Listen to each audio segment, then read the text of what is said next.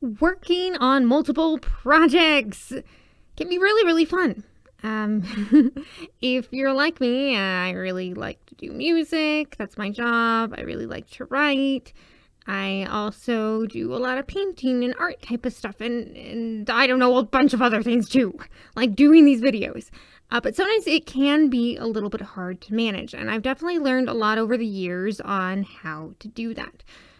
One of the biggest things, actually, for organizing your projects is doing color coordination, color coded for your convenience, okay?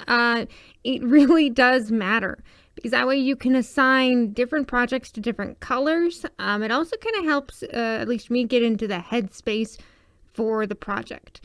Now, I guess the downside you could say is that I now associate these projects with these colors for probably forever in the end of time. But you know what? I can differentiate them and I can work on them all together. Another thing you can do is have journals. I do this all the time. I have all these little journals that I write down my progress. I write down things I learned, things that I need to do next. And it's really, really super helpful, again, to keep that compartmentalized. Now let's talk about scheduling. How are you going to be able to do all of these projects? Now, keep in mind that if you are doing multiple projects, you're going to be, by definition, blocking out your time and dividing it up with different things. You're not going to be spending as much time, perhaps, than you would if you were doing one whole project, if you just worked all the time on it like that, okay? Now, I think that this is actually kind of a benefit because at least for me, I really, really, really cannot live without variety.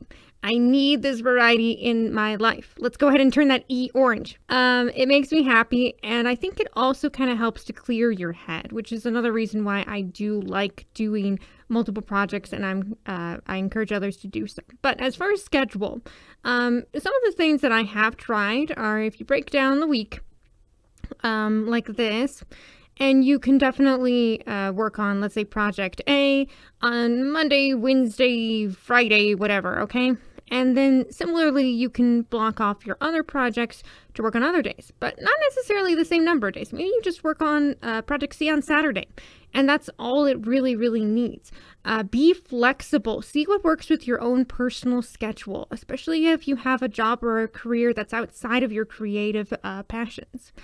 Because I think it can sometimes be a little bit stressful if you're creative and you really like working on all of these different things, and it's just all the things, and they make you happy, but they can also be kind of stressful too, okay?